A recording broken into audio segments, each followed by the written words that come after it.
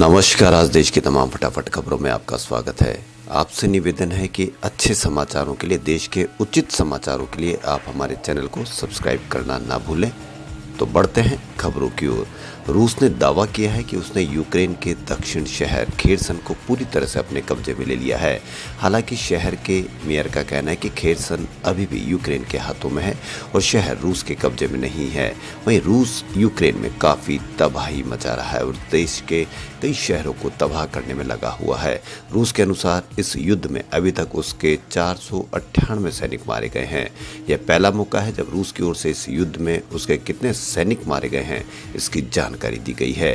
वहीं रूसी विदेश मंत्री सरगई लावरोव ने तीसरे विश्व युद्ध का जिक्र करते हुए कहा है कि अगर ये युद्ध होता है तो इसमें परमाणु हथियार शामिल होंगे और ये विनाशकारी होगा। रूस की सरकारी समाचार एजेंसी तास के अनुसार लावरोव ने अल जजीरा टेलीविजन चैनल को दिए एक साक्षात्कार में कहा कि तीसरा विश्व युद्ध विनाशकारी परमाणु युद्ध होगा। साथ ही लावरोव ने अमेरिका राष्ट्रपति जो बाइडेन की इस टिप्पणी पर जोर दिया कि तीसरा विश्व युद्ध मॉस्को के खिलाफ वाशिंगटन के कड़े प्रतिबंधों का एक विकल्प होगा। लावरोव ने कहा कि रूस अपने खिलाफ लगाए गए प्रतिबंधों के लिए तैयार था, लेकिन वह हैरान है कि कार्रवाई ने खिलाड़ियों और पत्रकारों को प्रभावित किया। रूसी हमले के बाद युद्धग्रस्त यूक्रेन में फंसे छात्रों सहित भारतीय नागरिकों को बाहर निकालने के लिए ऑपरेशन गंगा जारी है। इसी बीच एक विशेष विमान हंगरी की राजधानी बुडापेस्ट से यूक्रेन में फंसे 183 यात्रियों को लेकर गुरुवार सुबह मुंबई पहुंचा। इन यात्रियों में एक नवजात भी शामिल है। केंद्रीय मंत्री राव साहेब दानवे ने मुंबई पहुंची तीसरी निकासी उड़ान में सवार लोगों को हवाई अड्डे पर स्वागत किया। एयर इंडिया एक्सप्रेस का विमान सुबह करीब 5:30 बजे बुडापेस्ट से यहां पहुंचा था। भारत रूस के यूक्रेन पर हमला करने के बाद से युद्धग्रस्त देश में फंसे अपने नागरिकों को यूक्रेन के पड़ोसी देशों के रास्ते स्वदेश ला रहा है।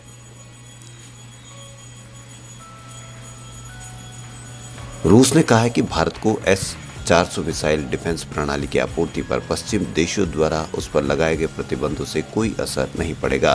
रूस के राजदूत डेनिस अलीपोव ने मीडिया सम्मेलन में राष्ट्रीय मुद्राओं में व्यापार करने के लिए एक द्विपक्षीय तंत्र के बारे में बताया। उन्होंने कहा कि S-400 सौदे के संबंध में हम आश्वस्त कर दें कि इस पर किसी भी तरीके से असर नहीं पड़ेगा। यह 100% आश्वासन है। अलीपोव ने कहा कि जहां तक संपूर्ण व्यापार और आर्थिक सहयोग का संबंध है तो हम देखेंगे कि जो कठोर प्रतिबंध लगाए जा रहे हैं उनका आखिरकार क्या असर पड़ेगा। द्विपक्षीय व्यापार पर प्रतिबंधों के असर के बारे में पूछे जाने पर अलीपोव ने कहा कि भारतीय साझेदारों के भागीदारी जारी रखने की तत्परता पर निर्भर करेगा।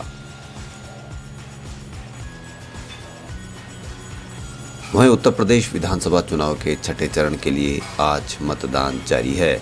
इस चरण में उत्तर प्रदेश की 57 विधानसभा सीटों के लोग अपने मताधिकार का प्रयोग करेंगे। यह चरण इसलिए खास है क्योंकि इसमें सीएम योगी आदित्यनाथ अपने नेताओं की दिग्गज प्रतिष्ठा दांव पर लगाकर उसमें कितनी जीत हासिल करते हैं इस पर देखा जाएगा।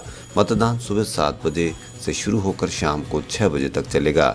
इस चरण में मुख्यमंत्री योगी आदित्यनाथ, विपक्ष के नेता और समाजवादी पार्टी के वरिष्ठ नेता राम गोविंद चौधरी, स्वामी प्रसाद मौर्य, उत्तर प्रदेश कांग्रेस अध्यक्ष अजय कुमार लल्लू सहित कई मंत्रियों की प्रतिष्ठा दांव पर लगी है। इस चरण में राज्य विधानसभा चुनाव के छठे चरण में 10 जिलों में 57 सीटों पर मतदान जारी है। इस चरण में आज 676 उम्मीदवारों के नाम पर मोहर लगाई जाएगी। साल 2017 की बात करें तो साल 2017 के विधानसभा चुनाव में कुल 57 सीटों पे से भाजपा को इसमें जबरदस्त सफलता हासिल हुई थी। बीजेपी ने यहां 57 सीटों में से 46 सीटों पर अपना कब्जा जमाया था। वहीं समाजवादी पार्टी ने केवल 2 सीट जीती। अब देखते हैं कि कौन किसको मात देता है। समाजवादी पार्टी के अध्यक्ष अखिलेश यादव ने बुधवार को जौनपुर जनपद में चुनाव प्रचार करते हुए समाजवादी पार्टी के प्रत्याशियों के समर्थन में कई जनसभाएं की। उन्होंने एकत्र समुदाय को संबोधित करते हुए कहा कि ऐसे पहली बार दिख रहा है कि उत्साही जनता खुद भाजपा से लड़ रही है और उनको हरा रही है। जनता ने परिवर्तन का मन बना लिया है और अब छठे 7वें चरण में भाजपा का खाता भी नहीं खुलेगा। भाजपा नेता पूरे उत्तर प्रदेश में घूम रहे हैं। जिनको हार का सबसे ज़्यादा डर है वह पहले से ही वाराणसी पहुंच गए हैं। उन्होंने कहा कि भाजपा को अपनी हार का अंदाजा हो गया है, इसलिए गाड़ियां और आवासों से झंडे उतर गए हैं। अखिलेश यादव ने कहा कि कहने को तो भाजपा दुनिया की सबसे बड़ी पार्टी है, लेकिन काम और वादों का आकलन करेंगे तो दुनिया की सबसे झूठी पार्टी भाजपा नजर आएगी। किसानों की आय दोगुनी करने का वादा किया तो वह तो पूरा नहीं किया, महंगाई और बेरोजगारी बढ़ा दी। जब पिछली बार वोट चाहिए था तो उन्हें फ्री सिलेंडर बांटे थे, अब आज वोट मांगने आए तो सिलेंडर का दाम 1000 रुपये हो गया है। पेट्रोल डीजल के दाम बढ़ा दिए गए हैं। भाजपा की फिर सरकार बनी तो पेट्रोल 1000 रुपये से ऊपर मिलेगा। राजस्थान में एक बार फिर मौसम में बदलाव हुआ है। 5 जिलों में धूल भरी आंधी चलने के साथ बारिश हुई। गंगानगर में ओले भी गिरे, जहां बिजली गिरने की भी सूचना है। वहीं बीकानेर में आंधी के कारण पेड़ गिरने से एक युवक की मौत भी हो गई है। राजस्थान में शाम सक्रिय हुए पश्चिमी विक्षोभ से पाकिस्तान क्षेत्र से आई तेज हवाओं ने मौसम में बदलाव किया। नागौर, बीकानेर और कई जगह आंधी चलने के साथ कई जगह बूंदाबांदी हुई। गंगानगर में भी ओले गिरे। गंगानगर के चकदे केपीडी में बिजली गिरने की भी सूचना है, लेकिन किसी तरह की जनहानि नहीं हुई है। जोधपुर के फलोदी में गरज के साथ कई जगह बारिश हुई और तापमान 30 डिग्री सेल्सियस के आसपास रिकॉर्ड हुआ। राजस्थान में बेरोजगारों के लिए खुशखबरी है। 4588 पदों के लिए मई में कांस्टेबल भर्ती परीक्षा की जाएगी। इस बार 18 लाख से ज़्यादा अभ्यर्थियों ने आवेदन किया है। ऐसे में अभ्यर्थियों की संख्या को देखते हुए 13 से 16 मई 4 दिन तक अलग अलग पारियों में परीक्षा ली जाएगी। Constable driver, constable band, police दूरसंचार में कांस्टेबल के पदों पर भर्ती की जाएगी। इंजीनियरिंग कोर्सेज में एडमिशन के लिए होने वाली वहीं प्रवेश परीक्षा जेईई की आवेदन प्रक्रिया भी शुरू हो गई है। इसके लिए छात्र जेईई की ऑफिशियली वेबसाइट पर जाकर 31 मार्च तक आवेदन कर सकते हैं। एग्जाम 2 सेशन में अप्रैल और मई में होगा।